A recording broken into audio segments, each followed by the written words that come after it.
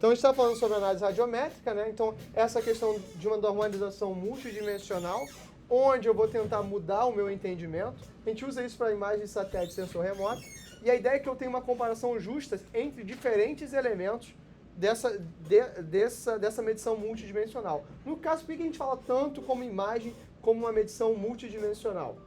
Porque a imagem nada mais é do que uma variação de contraste e cor. Então é por isso que eu quero trabalhar e eu uso isso dentro muito de contraste e cor. Mas qualquer análise multidimensional, isso faz sentido, né? Qualquer análise que eu tenha um ou mais elementos. Onde é que eu vou aplicar esse negócio? Imagem de satélite, monitoramento ambiental pra caramba, né? Então qualquer coisa de monitoramento ambiental, geoprocessamento é usado disso. Análise médica é como a gente fazia análise oncológica anteriormente, ressonância magnética. Inclusive, eu tive ontem numa banca de doutorado do PPGM, do IMETRO, que é o Programa de Pós-Graduação em Metrologia, onde o trabalho do cara era o uso de IA para classificação de imagens e ressonância magnética. O trabalho era muito interessante, que ele era um trabalho de normalização radiométrica, o cara só não sabia disso, o que é um problema para um aluno de doutorado. Mas... Ele descobriu isso? Ele descobriu isso. No dia do... Ele descobriu. A banca contou para ele. Ah, tá. É o trabalho... Você tem duas formas de pagar um doutorado, à vista ou parcelado. Parcelado é durante a sua tese. À vista é no dia da defesa. Você pode escolher, mas você paga. Doutorado você paga. Só que você não sabe o preço nem se você tem o dinheiro. É uma escolha, né? Então, assim, em análise médica, o trabalho do cara era fazer sampling. O que é isso? Será que com um subconjunto de dados eu consigo garantir que aquele scan está funcionando? Ou, se esse meu dado é aleatório, ou se ele não é aleatório, como é que eu garanto que os casos que o meu scan vai ter são casos...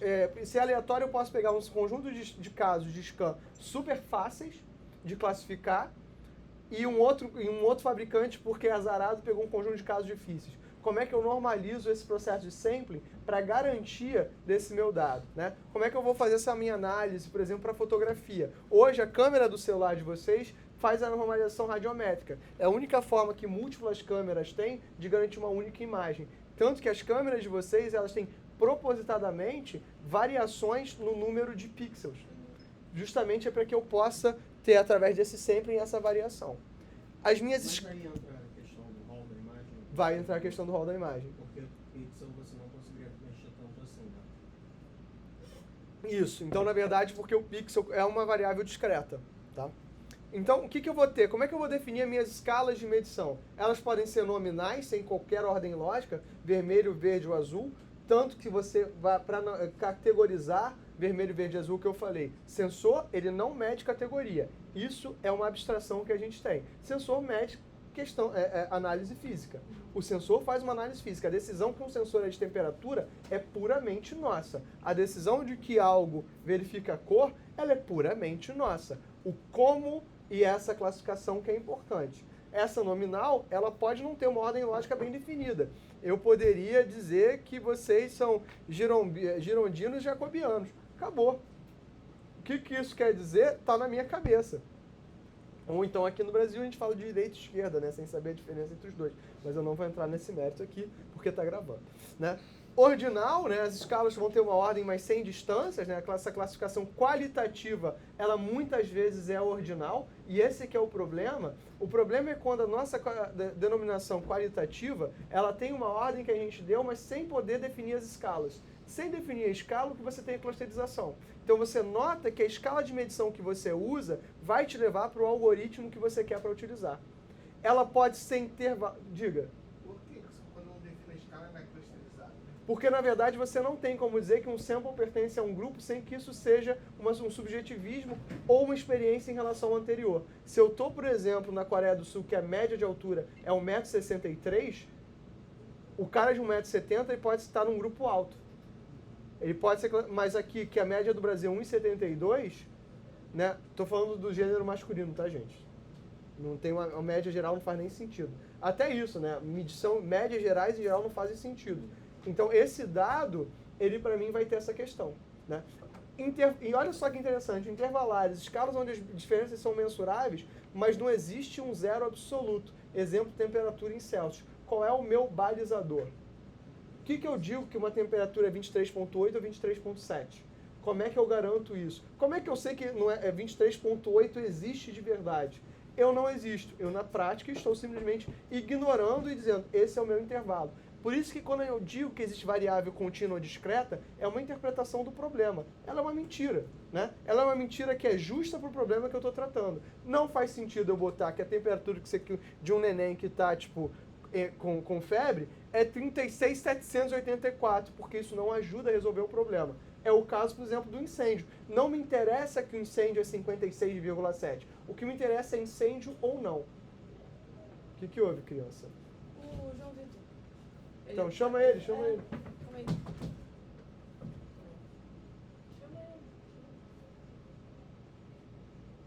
Vem, aula aqui.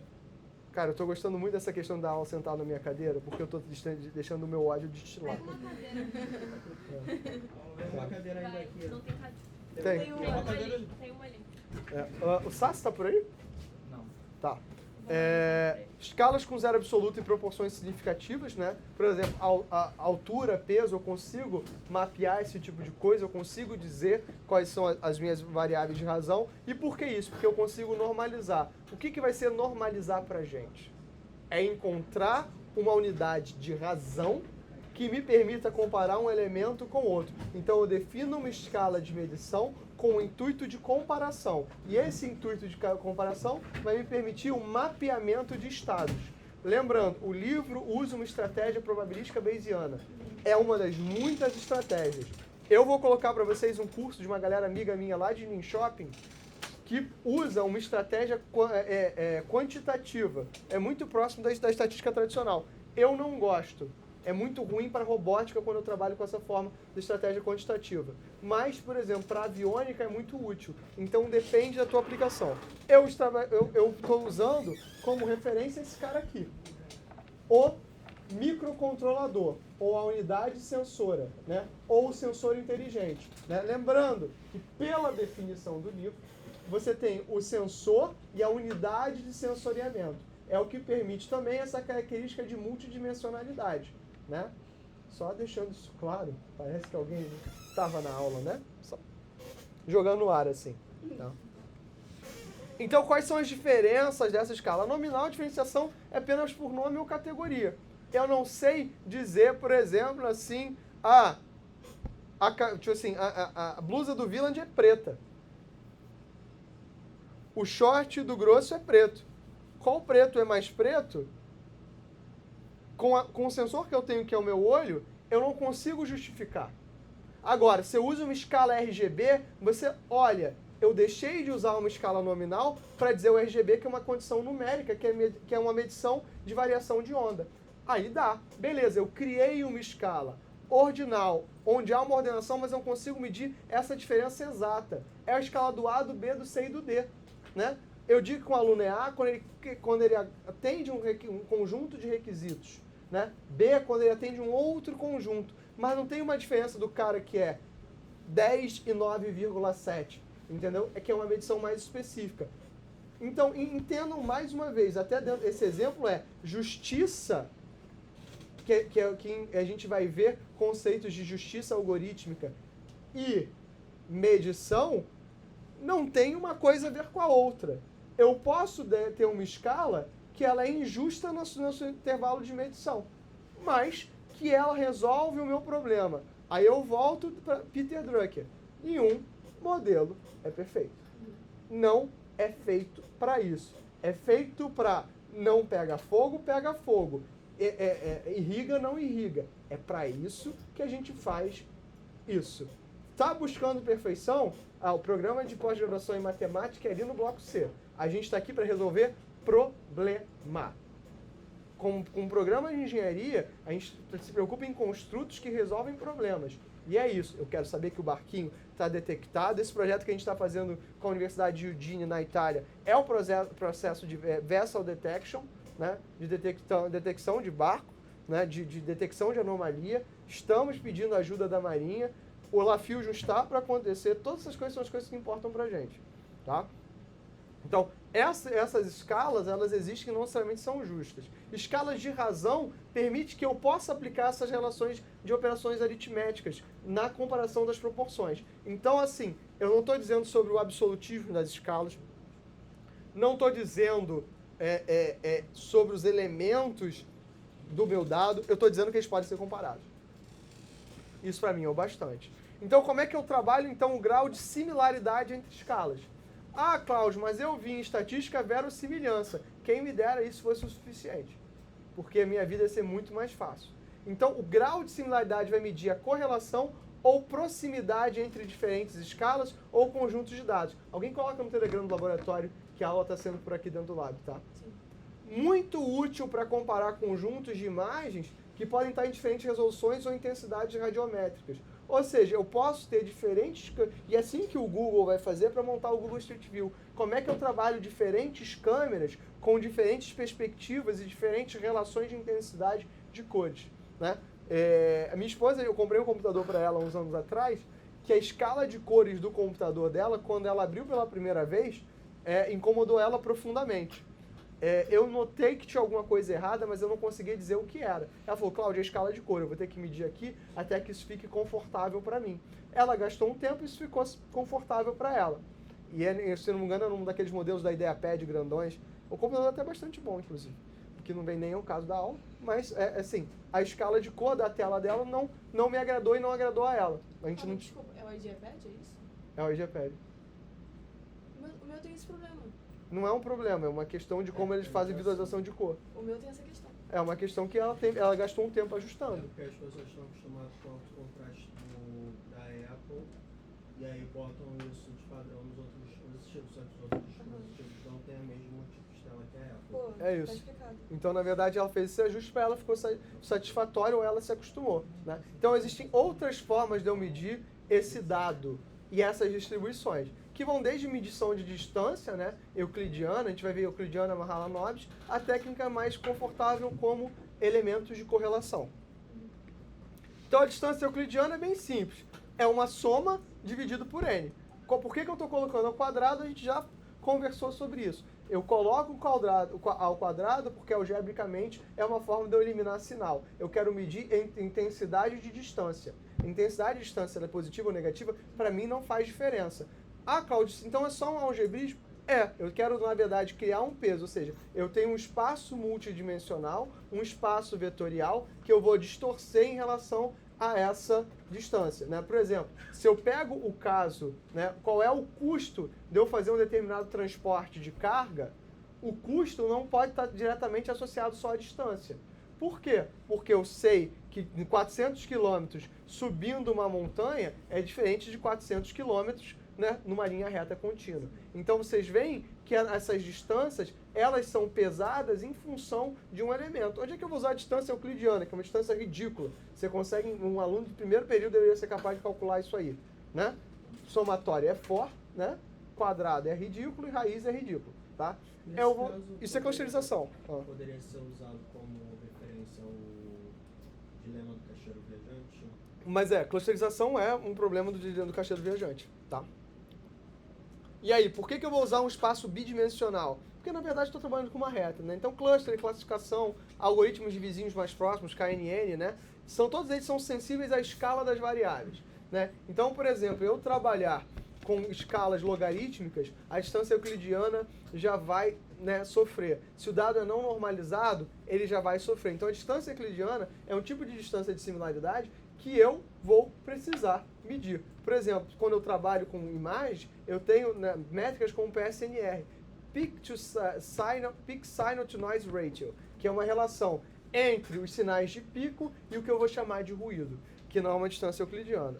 Quando eu vou para o espaço N, eu tenho Mahalanobis. Mahalanobis é um espaço de correlação entre variáveis no espaço N para N. Então, na verdade, o que eu tenho são...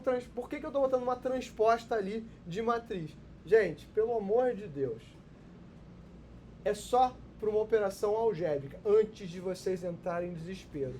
A única forma que eu tenho de multiplicar a matriz é fazer a transposição delas. Eu não tenho como fazer isso de outra forma. Então fica muito bonito para você botar no slide. Mas tudo isso olha, eu estou comparando x de n com y de n, para todo N em todo elemento. Então, eu estou fazendo só uma soma de matrizes. Ah, Cláudio, mas que forma ridícula de escrever isso. Claro, reclama com a matemática. É algebrismo. É só isso que eu estou fazendo. E Mahalanobis a gente usa fortemente na área de segurança.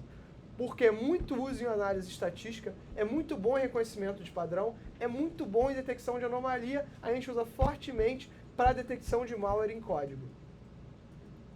Fortemente. Considera a última distribuição, vai considerar essa distribuição dos dados, né? E vai dar uma medida que é invariável. Escrevi invariável errado? Não. Não, tá certo. É invariável. Não. Eu achei que eu tinha invertido o N com V. A mudança nessas escalas. E Pearson, né? Pearson, vocês viram isso em Probest. Na verdade, volta e meia na aula eu falo, vocês viram isso na disciplina tal, porque deveriam ter visto, aí vocês dizem, não. E aí eu entro em desespero.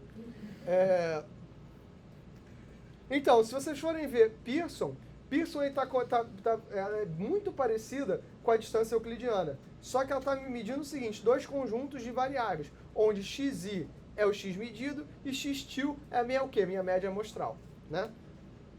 E, na verdade, esses elementos, né? E assim, é média amostral, não é média populacional. Não faz sentido você ter correlação de população. Tá? Isso também é uma coisa cabal. Não faz sentido falar em correlação de população. Você pode correlacionar a amostra com população. A gente dá um nome para isso, é a amostragem. Você garantir que a tua amostra segue a tua população. Mas correlação entre duas populações distintas, beleza. Correlação dentro da própria população, isso é maluquice. Isso não se faz. Tá? Por exemplo, como é que eu vou fazer correlação dos alunos do LabNet pegando o aluno do próprio LabNet? Não faz nem sentido isso. Agora, será que se eu pegar a Juliana, o Rafael e o Wieland, eles são uma amostra razoável do entendimento da turma nesse exato momento? Por exemplo, a gente estava com um problema ali que era a análise dos programas 5, 6 e 7. Né? Por exemplo, se eu simplesmente pego a galera que está no primeiro quartil da produção acadêmica, por um acaso são os programas 4. Por que um programa 4 que tem a maior quantidade de papers não é um programa 7? Porque depende de onde estão sendo esses papers? Depende de onde estão sendo esses papers, depende como é que essa produção foi feita, como é que é esse tipo de produção, entendeu? Então, por exemplo, assim, o que vale mais? Um paper na Nature ou um paper em 10 conferências A1 que você pagou lá no MPDI? Nem é um juízo de valor ao MPDI, mas o reconhecimento que a Nature... O que é MPDI? MPDI é uma editora de Open Review. Né? Só que é importante você ter esse tipo de coisa. Então a ideia de Pearson é 1, correlação positiva, menos 1, correlação negativa, 0 sem correlação. O que é o erro mais comum? E o que a gente mais faz em ciência de dados? O cara quer analisar os features de um problema de ciência de dados. O imbecil joga a correlação, né? Tá gravando, não deveria chamar ninguém de imbecil, mas... Ei, pessoal. Não, o imbecil quântico, né, vamos chamar assim, ele joga lá a correlação e tira a correlação negativa.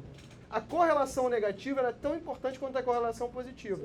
Mas o cara viu um tutorial na internet, viu a correlação e tirou os features de correlação negativa, deixou só os caras de correlação positiva. O que ele fez? Tratamento de dados para crianças. Retirou features importantes. Retirou features importantes. Né? Cara, isso, por exemplo, o problema do Titanic, que é o primeiro problema do Kaggle que você trata, se você trata as variáveis só com correlação positiva, você perdeu o problema.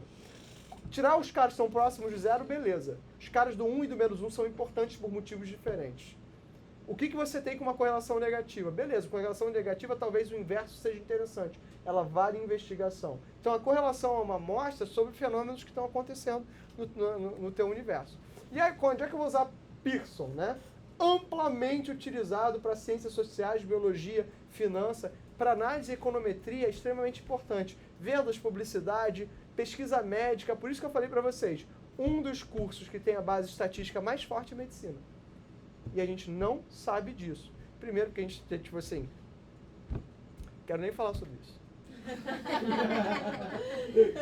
Ok, vamos parar de gravação. Tá? Então, mas é um curso que tem muito de análise multivariada, né? Por quê? Porque eu tenho vários features sendo medidos e essa minha relação de correlação temporal ela é muito importante.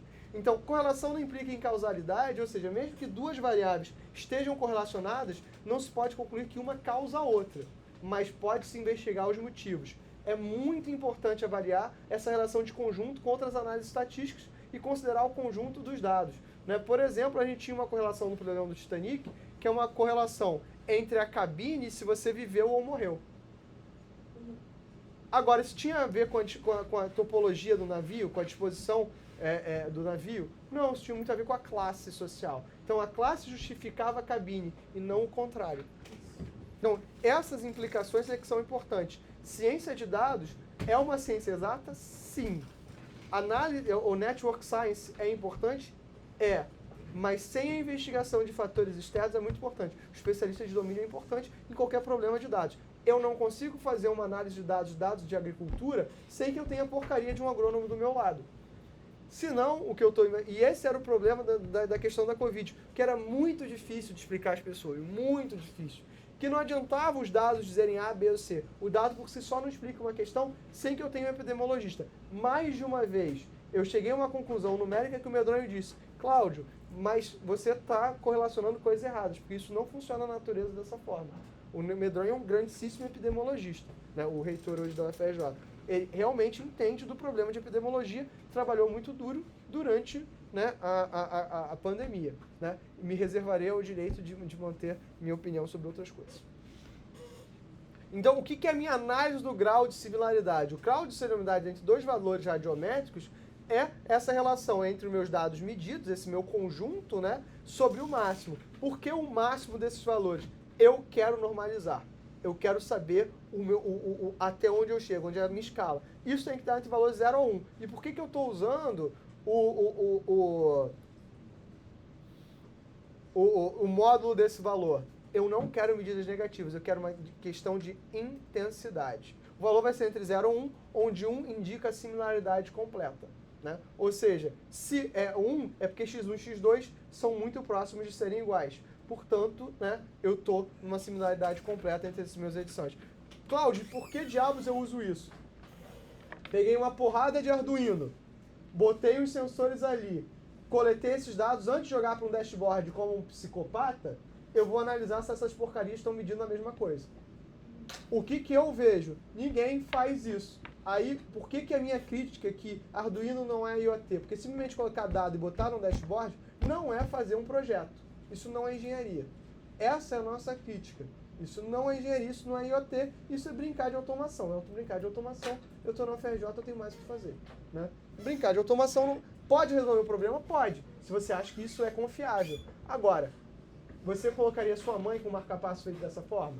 Essa é sempre a minha preocupação. Né? Então eu sempre torço, toda vez que o aluno diz: Cláudio, mas eu não preciso disso. Tomara que você seja atendido por um médico, sua mãe seja atendida por um médico que tenha a mesma preocupação com a qualidade que você. É só isso. Né? Esse é o meu desejo extremo a todas as pessoas da humanidade. Né? Então, a normalização radiométrica, ela ajusta esses valores de intensidade para remover variações não desejadas. Isso é o que a gente chama de smoothing, em vários casos. Né? É possível comparar diferentes imagens no área de uma mesma imagem de forma justa e objetiva. E o que vai me dar essa detecção de anomalia? Então, uma forma muito legal de eu fazer isso é pegar uma imagem base de confiança e fazer essas análises. Quem faz isso é o MPEG-4. Então, eu posso fazer compensação de variações de iluminação em imagens de satélite. É por isso que muito do que a gente hoje pode fazer, por exemplo, para melhorar determinados algoritmos de machine learning, quando eu estou pegando dados, por exemplo, dados meteorológicos, é simplesmente normalizar essas imagens, excluir determinados valores. Na verdade, a compressão de features para que eu possa, em problemas de Big Data, reduzir o meu trabalho. Essa é uma das contribuições grandes de fusão de dados para a área de Machine Learning. Ah, Cláudio, mas Machine Learning, fusão de dados também é Machine Learning. Não, cara, não fala, não continua falando, né? Porque antes de você falar, eu posso ter a impressão de que você é idiota. Quando você abre a boca, eu tenho certeza. Né? Não me dá a certeza. Né? Então, assim, fusão de dados é um conjunto de ferramentas matemáticas para a melhoria do meu dado. Onde o aprendizado de máquina ele é uma consequência. Para a fusão de decisões pode usar aprendizado de máquina? Pode. A gente vai ver que a gente vai usar a teoria bayesiana de crença, né? E teoria de crença no final, teoria bayesiana de decisão, né? Teoria bayesiana sequencial, mas eu vou usar a teoria de crença, mas essas são ferramentas para tomada de decisão. A decisão é que é importante, não é a ferramenta. Quando as pessoas não entenderem a diferença, não vão entender o que é fusão de dados. A normalização é mais uma técnica que eu vou ter dessa questão. Então, onde é que eu vou usar isso? Normalização de imagem de satélite, processamento de imagem médica, análise de série temporal de dados ambientais, ou seja, a porcaria da IoT, né? Temperatura de uma sala não aumenta de uma hora para outra, se aumentou porque é uma supernova, todo mundo morreu, então não preciso mais me preocupar. Em aprendizado de máquina, a normalização é crucial para treinar modelos de classificação robustos, especialmente em dados heterogêneos. Por que classificação? Porque classificação não é predição. Né? Então, se você não entende a diferença entre clusterização, que aqueles outros modelos que eu falei nas aulas anteriores, análise de série temporal, análise espacial e análise semântica são mais importantes, agora a classificação, a normalização radiométrica vai ser mais importante. É uma etapa crítica em muitos fluxos de trabalho de processamento de imagens e análise de dados, e que na maior parte das análises recentes, ou eu digo, seja um cientista de dados em 2 semanas, você não vai ter. Não tem nos cursos de ProBest tradicionais isso aí. Eu duvido que vocês tenham falado sobre análise radiométrica nos cursos de ProBest. Não. Assustador. Assustador. Né? A culpa do professor de ProBest não, mas porque esse é um conceito que precisa ser trabalhado. Então, como é que funciona a análise radiométrica? Professor, Normalização radiométrica. Smoothing é um tipo de normalização radiométrica? É um tipo de normalização bem simplificada. A Assim. gente viu isso em ProBest. Graças ao bom Jeová. Eu vi isso, Viu o Smoothing? eu vi isso em aula de machine learning meu. Foi pro baixo. Qual roda? Ah, não, não. Gente, não se tem nome, está sendo gravado. Né? E faz até sentido, porque se o ProBest de vocês é focado na computação, Elite, né? É diferente do ProBest geral. Então, quais são métodos que eu vou ter de normalização? Normalização min-max, que é a normalização mais boba de todas, né? Eu pego o I mínimo pelo intervalo máximo, e o que a gente chama de normalização intervalar, né? Ou normalização de Z-score, essa vocês com certeza viram em ProBest, que é a normal unitária. Sim. Inclusive, a gente parte da gaussiana a partir da normal unitária. Então, esse é um modelo de normalização. Tradicionalmente, a gente parte da normal unitária, porque é uma avaliação do desvio padrão em função do meu dado. Então, a escolha do método depende do tipo de dado objetivo de análise. Um dos alunos mais brilhantes que eu tive, eu tenho dois alunos que eu acho que, do ponto de vista dessa materialidade conceitual, são muito bons. Obrigada, Né? Cláudio. Veremos depois da prova. Não. Que eu acho que é o Bruno, que é lá da Meta, ele realmente é um cara que tem uma materialidade conceitual muito boa, né? E a Ana, que é a nossa aluna da meteorologia, ela tem uma materialidade conceitual muito boa, né? Não são perfeitos. Gente, ninguém é perfeito.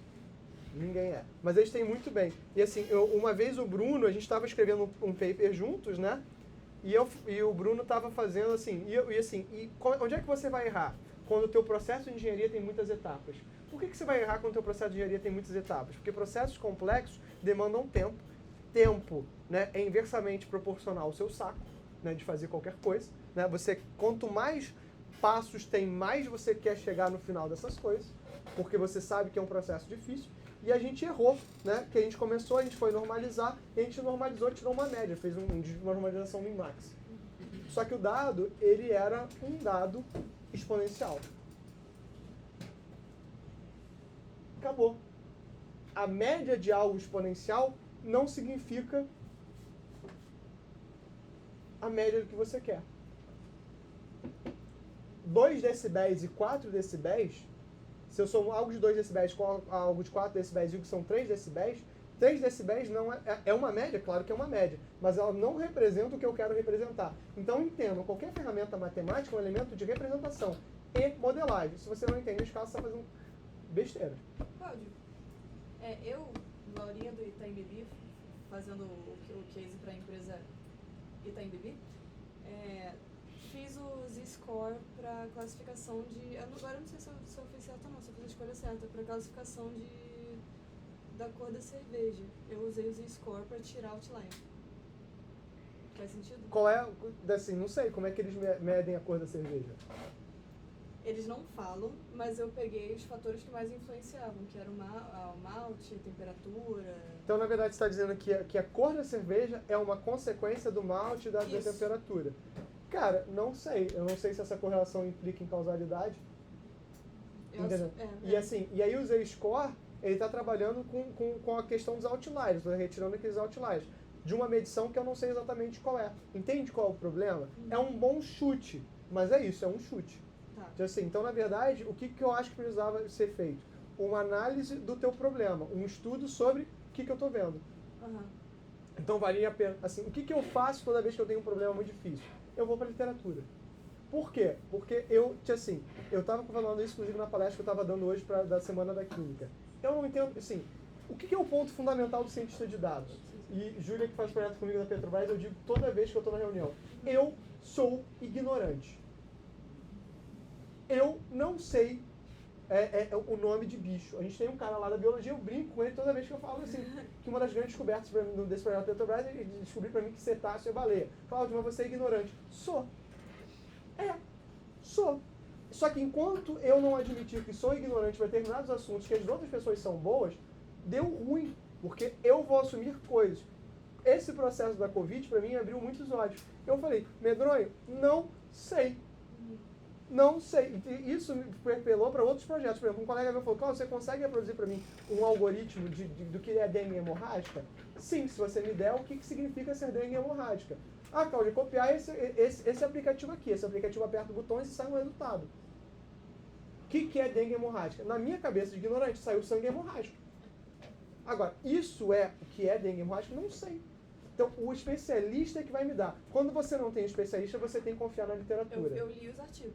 A literatura, se a literatura disse isso, você tem que dizer assim, qual é o processo, e isso é um processo que você tem que entender, qual é o produto final do cientista de dados? O produto final? Decisão. Não? Um relatório, você não toma decisão, quem toma decisão é o dono do negócio. Aqui, esse é um relatório. Dá informação. Como esse relatório vai ser, se vai ser um dashboard, se não vai ser, se vai ser um PDF, se vai ser um papel de pão, se vai ser uma dedanha para o cara fazer, isso não importa, é um relatório. O teu processo é um processo de tomada de decisão. Esse processo de tomada de decisão ele tem que ser balizado ou na opinião do especialista ou vai ser balizado na opinião da literatura. Por exemplo, nesse projeto que a gente está fazendo com a Marinha, né, qual é o meu balizador? É falar com os caras de barco. Se eu não falar com um cara de barco, acabou o meu problema. Eu não sei estar num barco. É muito sábio. Por que a gente foi na fazenda lá em Petrolina? E foi extremamente importante. Porque eu não sei nada de uva. Eu aprendi muito. E é isso que às vezes é muito difícil de vocês, como cientistas de dados e engenheiros, mostrarem para o seu cliente. Cara, você falar e eu entender há uma distância de infinito. Você me mostrar o que é importante para você e eu capturar isso, transformar isso em software, há uma distância de infinito. E quando eu jogo um matematiquês ferrado, e muita gente vai fazer isso, muitas publicações são só matematiquês pelo matematiquês, o que você tem? Você tem uma galera que está querendo fazer lero-lero bonito. Lero-lero bem escrito em LaTeX. Lero-lero bem escrito em LaTeX não pode passar. É tão ruim quanto lero-lero em texto. Porque a gente tem que ter... Então, o que eu acho que vocês têm que sempre prezar? Clareza na explicação, clareza na formulação e na modelagem, deixar o código-fonte aberto para que as pessoas possam ver, os dados, tanto quanto possíveis, abertos. Esse, por exemplo, é um problema. Estou lidando com dados da Marinha do Brasil. Eu posso deixar eles abertos? Não sei. Quem vai me dizer é quem? O meu especialista de domínio. Então, todos esses são pontos, né, que a gente vai ter que ter. Essa normalização serve para isso. A equação dessa normalização, quando ela é linear, né, o objetivo é trazer todos para um intervalo fixo, normalmente entre 0 e 1. Por que 0 e 1? Porque 0 e 1 é muito fácil de manipular. E aí, quando eu coloco uma matriz de zeros e uns, eu posso gerar matriz de identidade, são super fáceis de manipular. Ou seja, até a minha decisão ela é mapeada pela minha ferramenta computacional. Este babaca aqui tem 8, é um processador de 8 bits. A palavra de dado deles é 8 bits. O poder dele de representação é de 8 bits. Se eu quero que ele faça alguma coisa, eu tenho que levar isso em consideração. Por exemplo, eu me lembro, tem o Igor Leão, ele é professor de Cefet. Um cara brilhante, assim, isso. Uma capacidade de organização absurda, uma capacidade de escrita fenomenal, um cara realmente brilhante. E eu e o Igor, a gente fez doutorado mais ou menos na mesma época, e era uma época que sensores estavam começando a ser um tema da academia, sensores digitais. E existia uma crença na comunidade de sensores que era processa dentro, transmitir é pecado. Aí o maluco fazia uma FFT dentro do sensor. Só que uma FFT pode chegar a 1000 instruções. Então você consumia um baita custo de processamento, que nesse caso era melhor você enviar o dado para fora. Então, como calibrar essas coisas? Essas são questões. Então, a ferramenta que você usa, inclusive, para fazer o processamento é ruim. Nesse caso, transformada rápida de Fourier. Transformada rápida de Fourier. Eu desisti de dizer onde é que vocês veem isso aí. Esse aí Eu vi em cálculo 4. Método de matemática você deu. Eu vi em cálculo 4. Mas, assim, eu vi em cálculo 4 e a gente viu em avaliação e desempenho também. Só fez sentido em processamento de sinais. Não, só faz sentido em processamento de sinais. Sabia que eu só tenho isso. Não, só faz sentido em processamento. Quer dizer, dentro de computação só faz sentido. Gente, olha só, o problema de cálculo é que cálculo não é balizado em problemas do mundo real. Cálculo é baseado nas ferramentas de cálculo. Cabe aos seus docentes do seu curso balizar isso em conteúdo do seu curso. Várias coisas de física só fizeram sentido para mim quando eu vi em voz sobre IP como um codec que funcionava. Falar, sou burro. É isso. Agora, assim, o meu orientador trabalhava esses conceitos com uma simplicidade que para ele era tipo, uau. Para mim, eu ficava queimando a mufa durante semanas para entender o que ele falava. Ficava assim durante semanas, ele falava assim, Carlos, eu tenho que sentar e estudar, cara, não tem mistério. E ele tinha razão, né? A diferença entre eu e ele é simples, é que ele tinha razão e eu não. Isso. Agora, eu demorei anos para entender várias coisas do que ele falava. Carlos, quer dizer que você é burro e ele é inteligente? Talvez. Mas, né, tipo assim, se você não sentar e entender, não importa, sentar e estudar, não importa quanto isso vai acontecer. E, mais uma vez, eu estou usando o vídeo dessa forma, mudando os slides para tentar trazer o livro para quais são os nossos problemas. São problemas de sensoriamento. O livro é basicamente um livro de vídeo, de visão computacional. Se a gente não parar e observar que, na verdade, visão é só dado, né? É só uma abstração. E aí eu vou para essa definição de binarização. Porque uma vez que eu fui para esse espaço de zeros e de uns, esse espaço, né? Eu posso binarizar. Binarização dentro de visão computacional, o processo de eu converter uma imagem para tons de cinza para uma imagem binária, preto e branco, né? Isso que eu vou chamar. Ou seja, jogar uma matriz que é multidimensional para uma matriz unidimensional. Ou seja, é um processo naturalmente de compressão de valores. Se vocês lerem aquele paper que eu falei para vocês do Nakamura, se eu não me engano, A Survey on Information Fusion for Wireless Sensor Network, que é um paper de 2007, muito desse trabalho é um trabalho de compressão de dados, né? Como eu vou coletar esses dados e trabalhar. A galera que trabalha com aprendizado de máquina embarcado diz que você simplesmente comprimir o dado e não mandar é você coletar 100 dados e só aproveitar um. Então existe uma dicotomia sobre o uso dessa informação. O que eu digo para vocês é assim, se essa bosta vai estar numa tomada, não faz sentido você comprimir. Se esse negócio, bateria é importante, você vai ter que pensar muito bem no que está rodando aqui dentro. E assim, essa é uma discussão válida. O sensor nunca vai ser um computador. Por exemplo, eu falo o seguinte, quando a gente vai programar para essas coisas, várias das coisas que eu busco às vezes me basear em como a galera programava nos anos 80, que é intrinsecamente diferente de como a gente programa hoje em dia. Intrinsecamente diferente. Eles tinham um problema diferente que esse cara tem e que o meu computador, esse MacBook aqui, ele não tem. O não entendimento disso é tolice, né? Então, esse processo de compressão vai servir para qualquer coisa. Então, eu posso aplicar um limiar, né? Onde valores acima do limiar são convertidos para 0 ou 1. Ou seja, estou transformando uma função que é contínua em uma função uniforme. porque é muito fácil de processar. Agora, isso precisa ser uma imagem para fazer isso aqui? É muito fácil. Assim, acima de 50 graus é um incêndio. Acima de 51, abaixo de 50, zero. Ah, Cláudio, mas isso captura todas as nuances? E a pergunta que eu faço para vocês, eu preciso em todo problema captar todas as nuances? Pensa em problemas que você só quer resolver a treta. Essa é a questão que você quer trabalhar. Então, as aplicações de processamento de imagens, detecção de borda, filtros, são basicamente problemas de binarização. Spam é isso, é spam e não spam. Mapas de estados, segmentação de dados biométricos, como distinguir células saudáveis em imagens microscópicas. A binarização é útil quando eu quero simplificar a decisão. Qualquer problema de simplificação de decisão é isso. Então teve o Luiz Ribeiro, um outro aluno nosso de doutorado do grupo, ele estava num hackathon da Ambev, e os caras lá estavam lá fazendo CNN para detectar a garrafa. E o cara mais fino, o cara que ganhou, aplicou um filtro para verificar. Tava preta sem garrafa, tava com cor com garrafa. Isso custou 1/10, 1/100 do valor e era muito mais rápido. Em vez de gastar uma CNN inteira para treinar para saber se tinha ou não garrafa. Então, qual é o problema? A galera usa receita de bolo. Vocês são alunos do UFRJ, vocês não têm o direito de usar receita de bolo. Vocês não têm esse direito. Cláudio, em imagens binárias, Diga. não consegui formular a pergunta. O doutorado me deu psicose, não Eu psiquismo. não entendi. Mas como assim, imagens de tom cinza e imagens binárias? Porque, tipo, eu já peguei a imagem de um meteorito, coloquei em cinza, queria Pensa tirar o seguinte, o carbono e eu sabia que Já era o pixel entendi, mais eu já entendi brilhante. o que você quer, qual é a sua pergunta. Tá. Só porque algo está no contraste, não quer dizer que é binário. Pode dizer que ele é multidimensional. Agora, se eu quero determinar algo com uma borda, é algo com cor ou sem cor.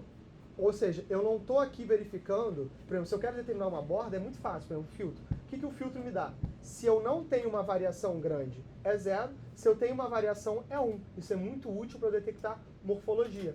É o que a gente fazia para detectar morfologia. É o que, por exemplo, o zoom faz para detectar a tua cabecinha na hora para botar aqueles filtros ridículos na hora da tua chamada. E não fica ruim, porque essas coisas erram. Ok. Essas coisas são... Isso é binarizar. Binarizar é transformar para um problema de classificação. É borda ou não é borda. Mas erra pouco o suficiente para ser usado, ser rápido. É uma diferença entre ser útil e ser bom. Então o que eu fiz foi binarização. Coloquei tudo em cinza, eu falei assim, daqui pra cá esquece, do pixel pra cá mais brilhante, É isso. remove, pega e remove. É isso. Remove e não remove. É isso que você fez. Foi. E a imagem resultante você foi trabalhar e processar. Eu consigo trabalhar uma imagem nessa questão binária sem ser uma imagem pixel? Consegue. Na verdade, o que você faz é um pré-processamento. Isso é muito utilizado em pré-processamento. Tá tudo bem? Vou sobreviver. Então, como é que funciona a binarização? Estou chamando uma função de junta onde esses valores estão trabalhados. Isso é usado muito, sabe onde? Na porcaria do Transformer. O Transformer faz isso. Processamento de dados textuais, eu vou classificar como presente ou ausente. Essa é a equação da binarização. Então, olha só, a função y de x, que foi? É mais café? Até Não. água. Não é. Onde... Contexto. Deixa eu quero te matar? Eu não tenho que informar.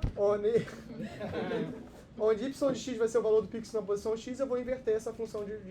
E essa inversão é muito fácil. Eu fiz isso em celulares de baixo custo. Isso, sabe, 15 anos atrás.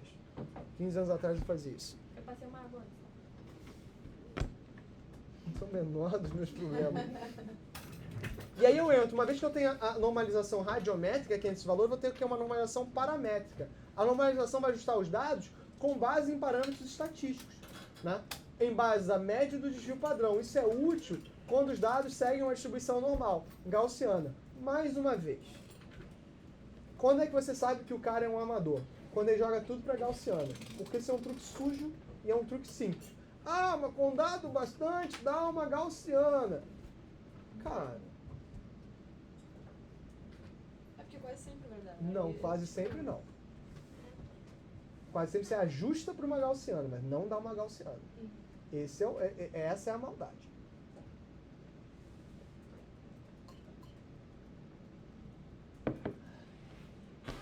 E aí a normalização paramétrica é justamente eu jogar isso quando eu acho que eu posso dar uma gaussiana. Tá? A gaussiana, a gaussiana é aquela coisa, se você jogar dados suficientes, sacode, seu machine learning vai dar certo. Isso não é verdade. A limpeza dos dados vem para eu gerar a gaussiana em função do que eu consigo trabalhar, mas não necessariamente a minha distribuição de probabilidade é uma gaussiana. Esse é o truque. Então, olha só. Peguei meu dado, faço a primeira limpeza de eliminação de outliers. Determinei o formato da minha curva. Descobri médias e desvio padrões. Fiz o meu alinhamento temporal, espacial e semântico. Normalizei de forma paramétrica, aí eu tenho um conjunto que eu consigo tratar. Tudo isso é pré-processamento. E para que a gente faz isso? Para sensores. Para qualquer tipo de sensor. Eu vou ter análise de peso, análise de valor, análise de volume. Todas essas coisas eu vou fazer. Agora, isso eu uso para coisa. Eu uso para modelagem financeira. Eu uso muito para aprendizado de máquina. Por que Data Fusion e aprendizado de máquina estão se confundindo? Porque esses algoritmos que eu preciso para aumentar a qualidade do meu dado é aprendizado de máquina. Ou, como eu digo para vocês sempre, vocês vão ver que a maior parte dos problemas do Kaggle são resolvidos com XGBoost e quantidade de processamento alucinada. Onde desempenhos muito bons são dados com algoritmos simples com a limpeza de dados correta. Inclusive, para a turma de segundo período, a gente fez, acho que... Não sei qual foi o problema. Foi essa bosta. Faz a limpagem. É. Melhor. E a gente aumenta em mais de 10%, não era isso? E usando a mesma técnica de avaliação. Escolher a técnica correta faz toda a diferença. E fazer a limpeza... Só agora, limpeza demanda tempo. O que é mais barato? Engenheiro ou processamento? Essa é a troca. Ter um bom engenheiro é caro. É difícil. Um bom cientista de dados demanda tempo, treinamento e conhecimento de negócio. Não ter, assim, agora, processamento. Você chuta pelo melhor. Agora, o que você tem com um bom cientista de dados que você não tem com um algoritmo qualquer? Explicabilidade. Explicabilidade. Então, essas coisas o mercado meio que perdeu. Ou nunca soube. Né? Agora, a gente vive numa profissão que ela é não regulamentada. Onde vocês estão resguardados por estarem no topo da cadeia. Mas a missão de quem está no topo da cadeia é cuidar de quem está lá embaixo da cadeia. Esse é o trabalho de vocês. O não entendimento disso é ruim. É ruim, entendeu? Então, a minha normalização paramétrica vai assumir os dados e eu vou usar muito a minha questão do Z-score. Né? Esse processo 0,1, vou trabalhar esses outros parâmetros. O Z-score, vocês viram, né? Isso todo mundo viu em Probest, porque todo mundo vai chegar num teste de hipótese. Teste de hipóteses... o teste de hipótese é somente gaussiano, Cláudio? Claro que não. Mas tem um teste de hipótese gaussiano que vocês veem. A estatística de uma única variável. Né? E aí surgem as coisas um pouco mais legais. Né? Que é a normalização fuzzy, ou normalização nebulosa. Cláudio, por que você deixou como normalização fuzzy? Porque eu não gosto de termo nebuloso, tá? Essa é uma tradução livre minha, que eu escolhi. Eu sou tão doutor quanto o cara escreveu o livro, então ele que se dane, tá? Confuso, fica esquisito? Fica, né? É fuzzy, né? Usa funções de persistência para ajustar os valores, ideal para situações que os limites entre classes não são claramente definidos, com essa questão de alto ou baixo, né? Então, aplicação, imagens médias na transição de tecidos saudáveis doentes pode ser gradual, né? Você não tem como recortar, isso é uma coisa muito difícil, né? Imagina, esse é um problema muito claro para cirurgia médica, cirurgia robótica. Como é que o robô decide onde cortar? O que é um tecido cancerígeno ou não cancerígeno? Qual é a nossa estratégia hoje? Corta tudo. Corta tudo que der para cortar sem que fique pior do que não cortar. Sim. Deu necrose, arranca a mão. Necrosou o dedo, arranca um pedaço grande da mão. Para o quê? Para garantir que não vai dar ruim. Infecção bacteriana, a mesma coisa. Imagem de satélite, isso também é importante, a gente usa muito pouco isso. Né? Então a normalização fuzzy, ela usa funções de pertinência. Olha o seguinte, o que eu estou usando ali? Tá pegando, mas é uma exponencial. E por que eu estou usando uma exponencial? Esqueçam o algebrismo e lembrem, o algebrismo é uma ferramenta. O que eu estou querendo representar ali?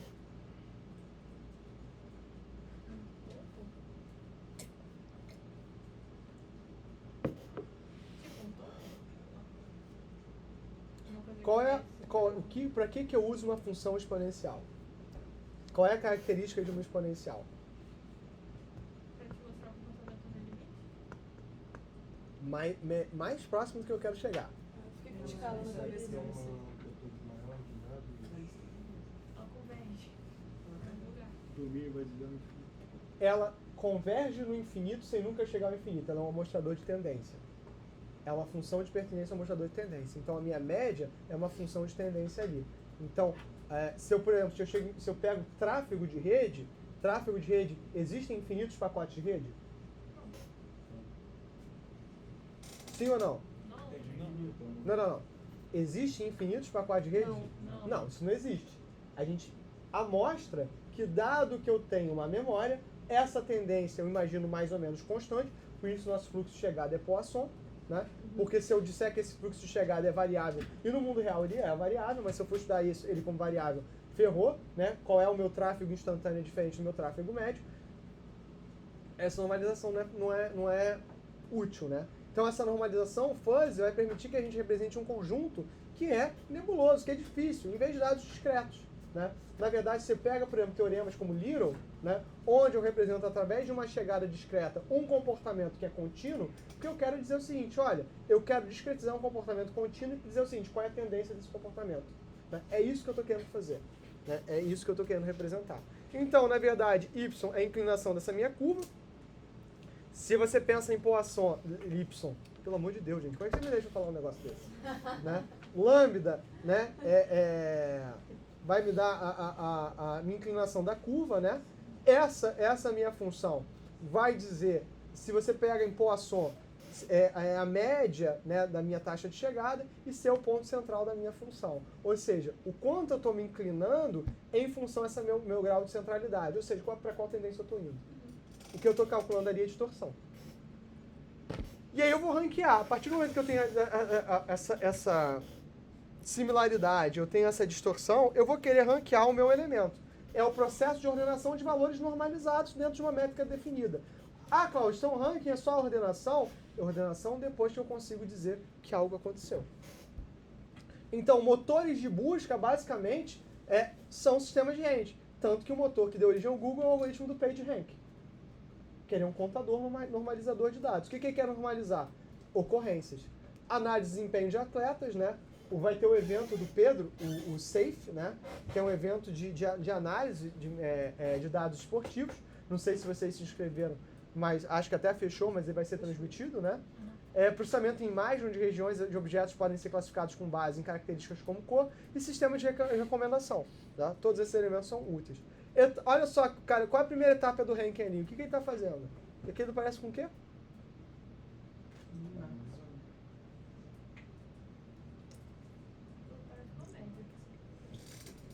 Acabei de mostrar.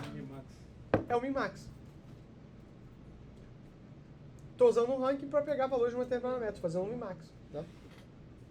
Então, sistemas de ranqueamento, né, são elementos de classificação para trabalhar. Ou seja, ordenar coisas que estão normalizadas. Aí, porque as pessoas gostam de nomes. Estou aplicando em outra coisa, estou fazendo isso aqui.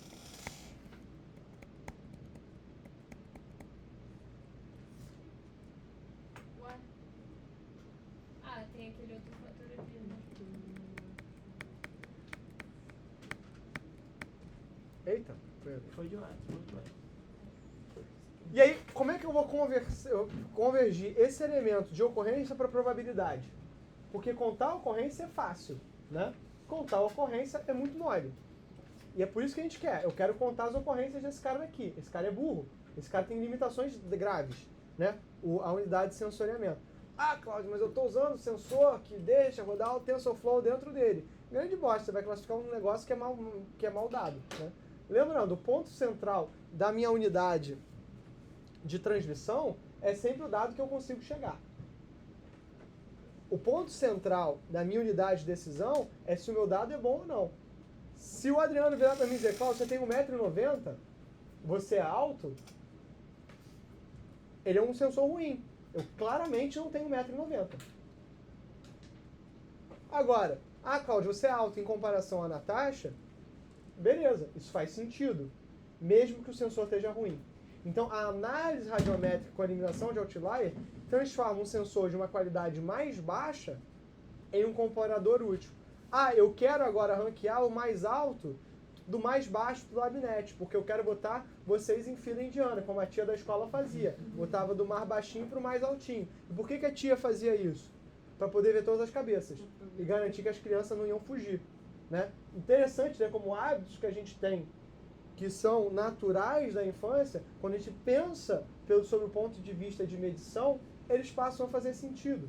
Né? Porque basicamente o sensor da tia era o olho e ela tinha que fazer uma técnica de contagem, que é cabeça de demônio, né? Para garantir que nenhum deles apareceu. Tá? Vai numa escola com criança de 7, 8 anos para você ver. Não. Gente, não tem nada mais anticoncepcional do que ser professor. Se não tiver vodka, né? Se não tiver vodka, dá água, né? Vamos lá que... Imaginação. Shot de água. Vamos lá. Então, essa conversão é uma propriedade que algoritmos de classificação usam, né? Então, a única diferença entre uma regressão linear e regressão logística, na verdade, é essa manipulação desses dados, essa diferença de normalização. Então, eu tenho que converter eles para probabilidades que somam 1. Ou seja, mais uma vez, a linearização é um elemento útil para a gente. Então, qual é a ideia disso? Reconhecimento de objetos, onde eu posso classificar um elemento. Processamento de linguagem natural é propriamente regressão logística. A explicabilidade algorítmica, explicabilidade machine learning, na verdade, nada mais é do que algoritmos como SHAP, hiper simplificando, tá, gente? Uma simplificação bastante grosseira qual é a regressão logística mais próxima da minha rede neural? Porque se eu chego na regressão logística mais próxima da minha rede neural, eu passo a ter um elemento de explicabilidade. Cláudio, é só isso? Só é um grande só, mas essencialmente é isso, né? Diagnóstico médico, então, assim, problemas como Titanic eu posso fazer com regressão logística. Ah, Cláudio, mas eu fiz com uma inferência bayesiana. E funciona muito bem. Então, como é que eu vou fazer essa estimativa de múltiplas classes, né? Como é que eu vou transformar algo dentro de um elemento de probabilidade? A estimativa de múltiplas classes, ou seja, eu funcionar a mais de uma classe, é basicamente uma função softmax, ou seja, a probabilidade de eu estar dentro de um elemento, né, dado que eu estou em outra classe. É basicamente Bayes. Né? Então, eu quero saber qual a probabilidade da instância X pertencer à classe K. Né? Ou seja, dado que eu tirei uma amostra, qual a classe de eu estar dentro de uma classe. Então, o modelo vai escolher a classe com a probabilidade com predição final. Ou seja, eu classifico para estar dentro de um grupo. Né? Qual é a chance de vocês saberem cálculo 1, dado que vocês estão num curso de engenharia, num curso da área de exatas. Né? É muito mais alta do que se você fizer letras, por exemplo. Quer dizer que nenhum aluno de letras fez cálculo 1? Isso não tem... Mais uma vez, correlação não implica em causalidade. Né? Então, vocês veem como essas questões são análise de discurso. Cláudio, se são análise de discurso, por que essa conta toda? Porque a gente tinha que escolher uma linguagem de representação. É só isso. Né? Inclusive, tem alguns memes muito interessantes, né, descrevendo assim, como é que será que um alien entende matemática?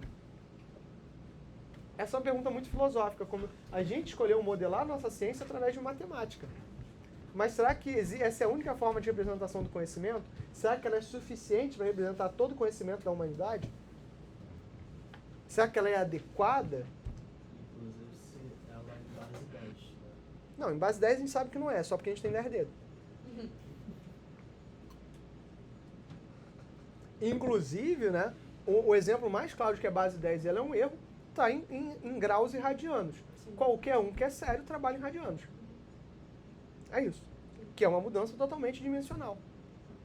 Então isso muda como a gente vem. Se você não trabalhar em radianos, né, fica totalmente, né, enfim, vamos chegar nesse ponto. Então, olha só, uma equipe de correlação é a descrição que vai descrever a quantidade comumente usada de falsificadores multicasos. Onde eu estou, cada uma distribuição de probabilidade, eu quero a soma das minhas distribuições de probabilidade. Né? Então, essa definição é a probabilidade de eu estar numa classe, ou seja, qual é a chance de eu pertencer a um grupo, gente, isso é uma árvore de decisão. Basicamente, estou fazendo uma árvore de decisão. Qual é a chance de eu estar em um grupo dado que isso aconteceu? Qual é a chance de eu estar um incêndio dado que está a 50 graus? Qual é a chance de eu estar um incêndio dado que está a 50 graus e o CO2 aumentou? E qual é a chance de eu estar no incêndio, de eu não ter um incêndio, a temperatura ser 50 graus e ter CO2? Pode ser que eu esteja em Bangu, no verão, do lado de uma barraquinha de pipoca que o cara deixou a pipoca queimar. Isso não é um incêndio, mas alertaria o CO2, alertaria a temperatura. Isso quer dizer que eu medi errado? Não. Esse é o problema. É uma Quer dizer que eu modelei errado. Quer dizer que o meu problema não é fit para aquela questão ali. Quer dizer que normalizar ali me deu uma resposta errada. Como eu vou saber isso? Analisando a porcaria do dado. Ah, Cláudio, então você está querendo dizer que todo projeto de IoT, todo projeto de sensor tem que ter uma análise de dados prévia? É bom, né? É legal. Senão você não está fazendo um projeto de IoT, né? É o que eu falo, você não coloca um Arduino dentro de uma usina nuclear. Ou coloca, só que só faz isso uma vez. Existem problemas que você só... Até aquele caso da máquina lá para tratamento de câncer lá no Canadá, que dava 3, 4, 5, até 10 vezes mais de radiação do que a pessoa precisava. Eba! Então, assim, gente, olha só, não precisa ir muito longe, não. Um dos erros mais grosseiros que eu já cometi em pesquisa, a gente comprou um sensor chamado iMote 2, que era da Intel. Custou uma grana da peida. E ele tinha um acelerômetro embutido. Não estou com fome, vou sobreviver, relaxa. É só o remédio ainda não bateu direito. Vai bater mais para as 6 horas da tarde. Então ainda estou saindo da onda do outro remédio, esperando o efeito do remédio voltar. Tá tudo bem. E a gente estava medindo, tinha assim, rachadura em pá de aerogerador, a gente usa um modelo chamado modelo de elementos finitos que eu meço a vibração. Tudo tem uma frequência natural. Se você está dentro da frequência, em frequência natural porque é a frequência comum do objeto. Se você sai dessa frequência, isso é um indicativo de que você tem uma rachadura, você tem um dano. A gente fez um algoritmo usando um modelo Neurofuzz, que era um ANFIS, né? Que usa um modelo chamado Takashi Sugeno, super tradicional da área de lógica nebulosa. E ele dava 100% de acerto. Falei, porra, sou bom mesmo. Sou pica. Entendo tudo. Sou muito bom dos aprendizados de máquina. O que eu errei? O que vocês acham que eu errei? O meu intervalo de medição era medir até segunda, terceira casa decimal. O problema só era detectado a partir da quinta casa decimal. Sem ter feito uma análise de sensibilidade da minha informação que eu coletei antes de aplicar a porcaria do algoritmo, eu teria percebido que eu jamais erraria. É óbvio que eu erraria, porque eu não detecto. Está sempre 100% bom. Nesse caso, seu processo seria instrumentar para colher os dados, ter os dados, analisar eles, depois implementar o algoritmo. E aí pensar no algoritmo. Né? Diga. Você sofreu essa vergonha na frente da pessoa especialista ou sozinho no laboratório? Que é diferente, né? Não, gente, olha só, eu sou babaca o suficiente para não me importar. Né? Isso é uma característica pessoal minha. Mas eu acho que eu sofri, tipo assim, isso na verdade eu descobri quando deu 100%. Falei, cara... foi no laboratório. Foi no laboratório. Na terceira vez que deu 100%, eu falei, cara, não é possível. Aí porque a gente começou a fazer as análises de calibração, né? Fazer as variações, né? Tipo, e aí a gente descobriu que, assim, e aí quando a gente contou o caso já rindo, a gente descobriu que a gente fazia o procedimento completamente errado. Completo, por exemplo, assim, você dá batidas. Você não pode dar qualquer tipo de batida para gerar dano. Você tem que ter um martelo de precisão, que é um instrumento que gera dano no teu elemento de forma igual em todas as amostragens. A gente tinha um estagiário que dava uma porrada no negócio com um pedaço de madeira. Então, assim, todo o procedimento estava quebrado, assim, tipo, tinha muita chance de dar errado. Só não estava dando errado porque o instrumento de medição era tão ruim que não media. O que a gente acabou tendo que fazer? Pegou um sensor tipo esse aqui, usou um sensor analógico de medição e pela porta serial, né, a conversão analógica do digital, a gente pegou um sensor que era, sei lá, custava R$3. E o resultado foi impressionantemente melhor. E na minha cabeça eu falei, caraca, que dinheiro desperdiçado. Mas faz parte do jogo. Quando você não sabe, você tem mais que se ferrar mesmo. Você se ferra, né? Mas é legal, assim, aprendi muito. Mas Então, olha só. Conclusão. A gente revisou os principais conceitos de normalização radiométrica, binarização, normalização fuzzy, estimativas probabilísticas. É um passo essencial para o pré-processamento. Aplicações futuras em sensores remotos, processamento de imagens, vão querer técnicas mais robustas de normalização. E é o que a gente faz, por exemplo, hoje com backpropagation e esses min-max que a gente usa em modelos de deep learning tradicionais. Agora, se eu for pensar em tudo que a gente viu antes, o alinhamento espacial, semântico e temporal e a normalização radiométrica, né, a gente vai ver que o alinhamento especial vai se referir simplesmente à correspondência de dados dentro de uma coordenada comum. Enquanto a normalização radiométrica, depois que eu fiz esse alinhamento, ela vai garantir que esses caras têm as mesmas intensidades. Ou seja, que esse problema que eu tive da análise, o tamanho da minha sensibilidade, não vai ser cometido. Então, eu posso ter um dado de sensores iguais que ele é feito de forma espacial errada. Concentrei os sensores só naquela salinha aqui. Mas, a análise radiométrica dizendo que as pessoas estão começando a ver as mesmas coisas. Então, eu tenho que garantir que para que a minha medição ela seja correta, que todo mundo começou a medir ao mesmo tempo, que todo mundo entende o dado da mesma forma, ou seja, alinhamento espacial, começou a medir todo mundo junto, alinhamento temporal, todo mundo entende o dado da mesma forma, alinhamento semântico, e que a intensidade da medição é igual que o alinhamento radiométrico, essa normalização radiométrica. Só a partir dessas 4 formas é que eu consigo ter uma garantia de que a minha medição é coerente. E que, portanto, o meu dado, e nem isso me diz que o meu dado é bom, diz que pelo menos o meu dado faz sentido. Ah, Cláudio, meu dado faz sentido, está todo mundo quebrado? Sim. E aí você vai ter como detectar. E aí a minha pergunta para você é o seguinte, você comprou um lote de sensores, gastou uma grana, botou ele para jogo, fez todos esses procedimentos, o seu dado está dando ruim. Como é que você resolve?